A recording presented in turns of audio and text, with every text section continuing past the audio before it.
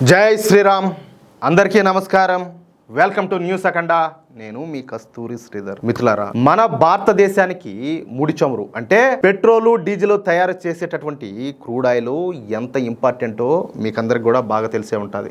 దీనికోసం మనము మెయిన్ గా రష్యా, ఇరాక్, సౌదీ అరేబియా లాంటి దేశాల మీదనే ఆధారపడుతున్నాం. అయితే ఈ మధ్య కాలంలో ప్రపంచంలో జరుగుతున్నటువంటి గొడవలు, రాజకీయ మార్పుల వల్ల మన భారతదేశం తెలివిగా కేవలం ఒకటో రెండో దేశాల మీద కాకుండా చాలా దేశాల నుంచి ఈ చమురును కొంటూ మన ఇంధన భద్రతను గట్టిగా పెంచుకుంటుంది. ప్రస్తుతానికి మన దేశానికి అందరికంటే ఎక్కువ చమురును సప్లై చేస్తూ నంబర్ 1 స్థానంలో దూసుకుపోతుంది వచ్చేసి రష్యా. మనం మొత్తం దిగుమతుల్లో సుమారుగా 35 నుంచి 37% వాటా ఒక రష్యా నుంచి వచ్చేదే. ఇక ఈ లిస్ట్ లో ఇరాక్ దేశం 2వ ప్లేస్ లో గట్టిగా నిలబడింది. ఇరాక్ నుంచి మనం దాదాపు 20% వరకు ఈ ముడి చమురునంతా కూడా దిగుమతి చేసుకుంటున్నాం. దీని తర్వాత సౌదీ అరేబియా 3వ ప్రధాన దేశంగా ఉంటా వస్తుంది. అయితే ఈ మధ్య కాలంలో మనం సౌదీ అరేబియా దగ్గర నుంచి దాదాపుగా 30% ముడి చమురును అయితే కొనుగోలు చేస్తా వస్తున్నాం. ఇకపోతే యుఏఈ అంటే యునైటెడ్ అరబ్ ఎమిరేట్స్ అన్నమాట. ఈ దేశం నుంచి దాదాపుగా 10% ముడి చమురును అయితే కొనుగోలు చేస్తా వస్తున్నాం. అంటే మనము ఈ పశ్చిమ Asia దేశాలైనటువంటి Saudi Arabia, Iraq, UAE దేశాల నుంచి దాదాపుగా 60% ముడి చమురును దిగుమతి అయితే చేసుకుంటున్నాం. ఇక్కడ మనం అస్సలు మర్చిపోకూడని మెయిన్ మ్యాటర్ ఏంటంటే మన దేశ అవసరాలకు కావాల్సినటువంటి ముడి చమురులో దాదాపు 85% మనం సొంతంగా తయారు చేసుకోలేక విదేశాల నుంచే దిగుమతి చేసుకుంటున్నాం. ఇక మన ఇంట్లో వాడేటటువంటి ఎల్పిజి అంటే వంట గ్యాస్ విషయానికి వద్దాం. ముడి చమురు లాగా మన దేశం తన వంట గ్యాస్ అవసరాల్లో సుమారు 60 నుంచి 60% వరకు విదేశీ దిగుమతులపైనే ఆధారపడుతుంది. మెయిన్ గా ఖతారు, యుఏఈ, సౌదీ అరేబియా వంటి పశ్చిమాసియా దేశాల నుంచే భారత్ అత్యధికంగా ఈ ఎల్పిజిని అయితే కొనుగోలు చేస్తుంది. అంటే మన వంట గ్యాస్ అంతా కూడా గల్ఫ్ దేశాల నుంచే వస్తుంది అనమాట. వీటన్నిటిలో ఖతార్ దేశం మనకు అతిపెద్ద ఎల్పిజి సప్లైర్ గా ఉండాలి.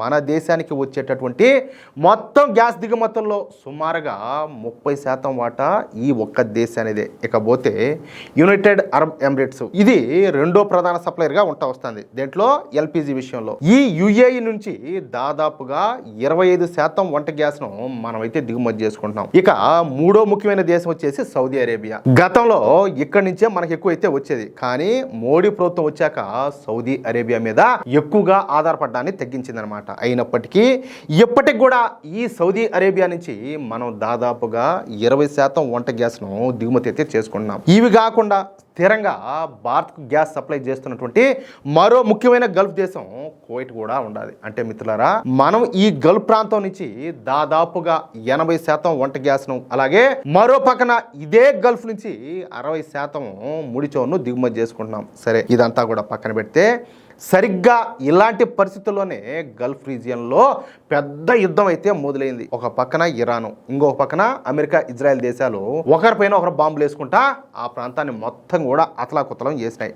అంతేకాకుండా ఇరాన్ దేశం సముద్ర రవాణాకు అత్యంత కీలకమైనటువంటి ఈ హోర్ముజ్ జలసంధిని మూసేసింది. దీంతో పాటు సౌదీ అరేబియా, ఖతారు, యుఏఈ, అలాగే ఇరాక్లలోని ముడి చమురు క్షేత్రాలపైన, గ్యాస్ ఉత్పత్తి కేంద్రాలపైన పెద్ద ఎత్తున ఈ బాంబు దాడులన్నీ కూడా చేసింది. దీంతో ఈ గల్ఫ్ ప్రాంతం నుంచి వచ్చేటటువంటి ముడి చమురు, ఎల్పిజి గ్యాస్ దిగుమతులు 60% తగ్గిపోయినాయి. అందుకే మన ప్రధాని మోడీ గారు భారత ప్రజలకు పొదుపుగా ఉండమని, పెట్రోల్ డీజిల్ ను అనవసరంగా వేస్ట్ చేయొద్దని 7 సూచనలు అయితే చేశారు.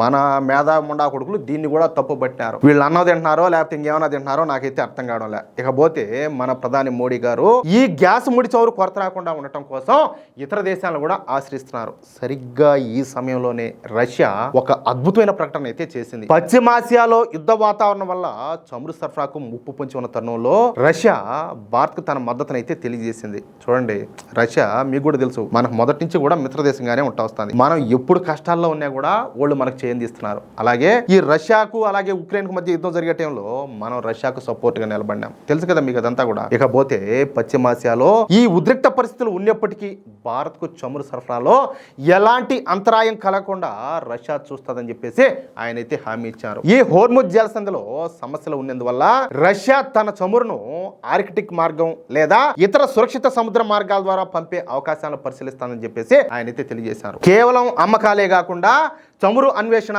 అలాగే ఉత్పత్తిలో భారత్తో దీర్ఘకాలిక వ్యూహాత్మక భాగస్వామ్యాన్ని రష్యా కోరుకుంటుందని ఆయన ఒక సంచలన ప్రకటన అయితే చేశారు. పశ్చిమాసియా సంక్షోభం వేళ రష్యా విదేశాంగ శాఖ మంత్రి అయినటువంటి సెర్గీ లావ్రోవ్ చేసినటువంటి ఈ ప్రకటన కేవలం మాటలకే పరిమితం కాకుండా మన దేశ ఇంధన భద్రతకు ఒక వ్యూహాత్మక కవచం లాగా మారిపోయింది. ఈ క్రమంలోనే రష్యాకు చెందినటువంటి రోస్నెఫ్ట్ అలాగే భారత్కు చెందినటువంటి రిలయన్స్ మధ్యన $13 బిలియన్ చమురు ఒప్పందం అయితే జరిగింది. దీని ప్రకారం రష్యా రోజుకు 5 లక్షల బ్యారెళ్ల చమురును 10 ఏళ్ల పాటు సరఫరా చేస్తుంది. అంతేకాకుండా డాలర్ వినియోగాన్ని తగ్గించి స్థానిక కరెన్సీలైనటువంటి మన రూపాయి అలాగే రూబెళ్లలో చెల్లింపులు చేయడానికి కూడా రష్యా అయితే ఒప్పుకునింది.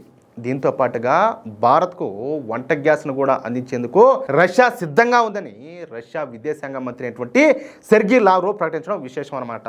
రష్యా విదేశాంగ మంత్రి చేసినటువంటి ఈ ప్రకటన తర్వాత అనిశ్చితిలో భారత్కు పెద్ద ఓటనిచ్చే అంశంగా మారిపోయింది. ఒక ప్రకటన మాత్రమే చేయకుండా అందుకు సంబంధించినటువంటి కార్యక్రమాలను కూడా రష్యా వేగవంతం చేయడం మరో విశేషంగా చెప్పుకోవచ్చు. అంటే ఈ గల్ఫ్ దేశాల అనిశ్చితి నుంచి భారత్ను ఒడ్డున పడేయడానికి రష్యా అయితే ముందుకొచ్చింది. అది విషయం అయితే మిత్రులారా, ఈ గల్ఫ్ సంక్షోభం వేళ మన దేశ ఇంధన భద్రత కోసం భారత్ ఎలాంటి వ్యూహాత్మక అడుగులు వేస్తాందో, రష్యా మనకు ఏ విధంగా అండగా నిలిచిందో, ఇలాంటి మరెన్నో అంతర్జాతీయ పరిణామాలు, దేశీయ కీలక వార్తల అసలైన విశ్లేషణల కోసం మన న్యూస్ అఖండ ఛానల్ని ఇప్పుడే ఫాలో అవ్వండి.